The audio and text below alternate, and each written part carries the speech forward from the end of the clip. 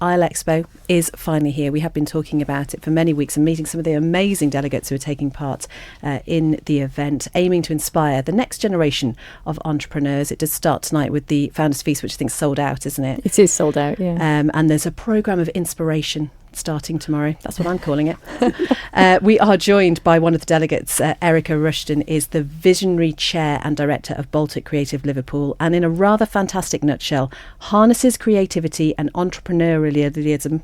I said that earlier when I was talking to myself. When I was practicing. But anyway, as a force for social inclusion, economic growth and place-based regeneration. So not much then, Erika. Not much. No, not much. Easy. So how on earth do you go about doing that? And how can you teach us here in the Isle of Man to do it? I mean, I said that rather sarcastically, didn't I? Easy. But actually, I think over the last 2-3 years, I've been gobsmacked at how easy it is. So what do? I run something called the Beautiful Ideas Company. The Beautiful Ideas Company came out of a beautiful idea, which was a lot of people in the north end of Liverpool, where there's 2 big football clubs that some people may have heard of, LFC and Everton FC. Actually, the parking and the number of visitors on a match day swamps the place, and parking was a real bugbear. And so an idea a few years ago was to set up a match day car park, really to solve a problem. But we took £10 a time off the people who entered that car park and wanted to park their cars. And over a few years, ended up with £300,000 sitting in a bank account. A nice business to be in, car parking, if you can get into it. But after a bit of a to and fro, we were able to match that money and run an accelerator programme for people. And we kept the rules simple. We said, if you've got a good idea for this place and it has a chance of being viable, we want to hear from you. And we were looking for 15 ideas. We were inundated. We got over 100 proposals. I think half, if not 3/4 of them, could have flown. We could only take 30, which was twice the original number we were looking for. But touch wood, to this day, 18 months on, all of them are still operating. We invested between £5,000 and £30,000 in 25 ideas. Collectively, they now turn over just under 2.5 million. They've used our investment to lever another 800,000 of investment. They've created 68 full-time jobs between them, about 36 part-time jobs, I might have that slightly wrong, and have over 50 volunteers and trainees between them. So from small ideas come great things. Can you give us an example of some of the ideas that worked then? Yeah, I'll give you a couple of examples, one big one, one small one. I'm conscious it's Mental Health Week, so I'll make that link. Danny and Rachel came along to the first session. Danny had more piercings than I've seen on many people, and Rachel had long blonde hair and some flowers round her head.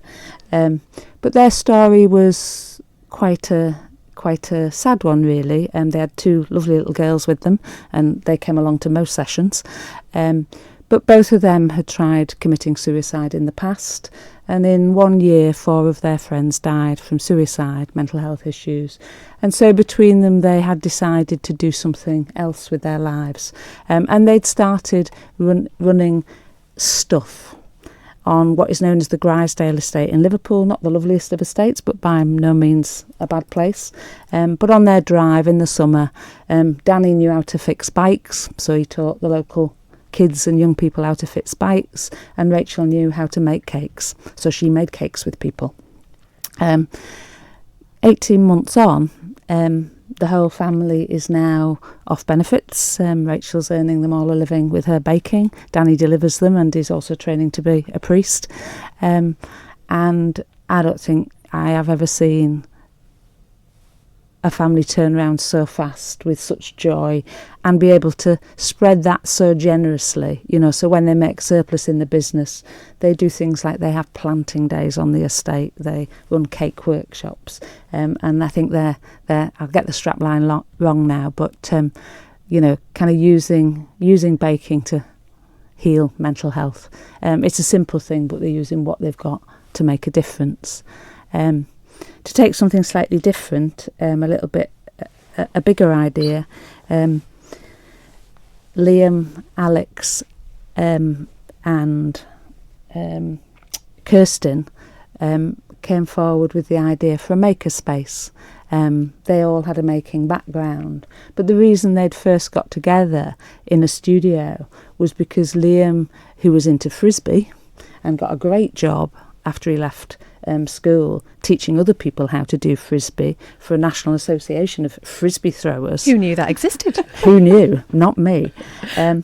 But he worked from home.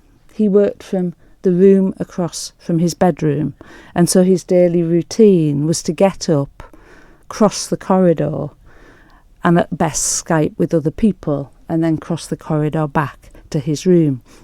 And he quite quickly developed quite severe mental health issues. And it was his friend Kirsten who said, "Come share my studio. Come on, we'll get a space together." And out of that, they began to share that space with other people. The three of them now run a makerspace in Liverpool. They've brought about 28,000 square foot of derelict space back into use. They house about between 20 and 30 other makers, and they share access to equipment and facilities.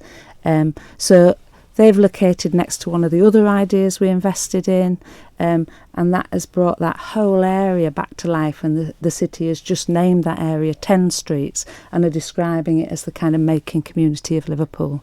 Isn't that incredible? You must be so proud to be part of something like that. Oh, it's an absolute joy. You know, the idea that what you're able to say to people is have an idea and we'll help make it happen is just phenomenal. And I suppose I come out of, you know, almost, well, too long to say how long I've worked in regeneration. But an awful lot of that world is based on judging whether an idea is good enough, judging whether we've got the people, but showing somebody recently around the 10 Streets who wanted to apply the beautiful ideas to the area they were from. She sort of ended up having met lots of the entrepreneurs and seen what it was doing for the area, saying, "Oh, if only we had people like you where I come from," which was the Wirral. And Liam stepped forward and said, "Oh, I'm from the Wirral." And Kirsten said, "Oh, so am I." Alex said, "Yeah, I'm from the Wirral too." And she was gracious enough to say, "You have just taught me something." And we've since run a beautiful ideas in Birkenhead on the Wirral, and similarly 40 ideas stepped forward, and out of that 2 ventures have come out of that, a music collective and another makerspace. That's incredible, because traditionally, I suppose regeneration is something that's been done for the people, not necessarily by the people.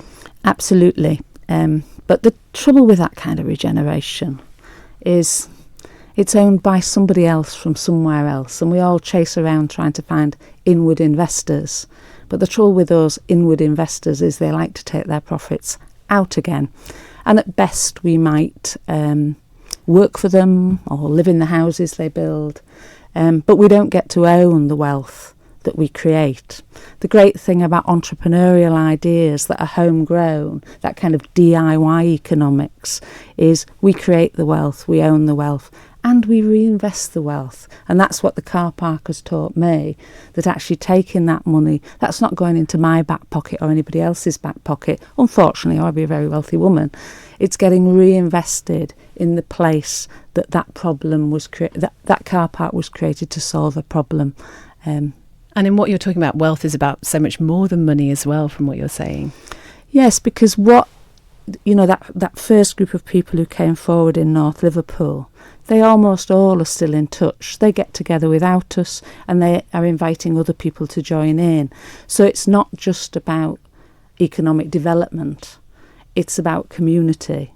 And it's a community and an economic development that you don't need £100 or £1,000 or £1 million to join in. Actually, you just need to have a go. My mantra is always, if you want to run a community garden, try planting a carrot. If you want to run a horror venture, try scaring some people. And that's how we encourage people to have a go. Don't write a business plan, don't try a feasibility study, get out there and give it a go. That is the best market research you can possibly do. And with that, I mean, you sort of just answered my question, I think, really, but I was going to ask what sort of additional support you gave them apart from financial, or was it really just a case of you just let them run with it? We didn't just let them run with it, we required them to run with it, so we were a little bit cruel, because, as I say, people learned. What other support did we offer? Well, actually, it wasn't just me or Nicola who I worked with. There was a whole network of people who got involved, offered support and continued to offer support. And the peer-to-peer support is as important as that any professional can give people. All those businesses have had sticky points. Some have run out of money, we've put extra working capital in. Some have got depressed and lonely because they've got other lives to, their lives they have to deal with. We roll up our sleeves and we get involved. We sort them out. Some of the networks we have, some of the politicians in Liverpool have been fantastic. They have used their influence to get people into planning, to get lawyers involved. If people want a business plan, because some are big and they get to a point where they need one, then they've gone and found someone to help those people. And they all trade with each other. As contracts emerge, we employ some of the people who've had those ideas, both to do a shift on the car park occasionally, because we need a bit of help, but also to run workshops in other places where we now take the approach. It all just seems to make so much sense. And you've been here before, obviously you were with us last year for IslExpo as well, so you do now have a bit of sort of background knowledge of the Isle of Man. It feels like the island would be the perfect sort of place to do something like this. What would you say? I would say absolutely. I think there's an interesting thing going on in urban areas at the moment where property is expensive and creatives are getting squeezed out, and it is creatives in the broadest sense that tend to be entrepreneurial. It takes the same skills to be creative as it does to be entrepreneurial. They're just words from different worlds. There's a truck driving around London at the moment that says, "Artists don't panic, come to Berlin." But actually, if people are being squeezed out of urban centres, the one thing the island has got is space.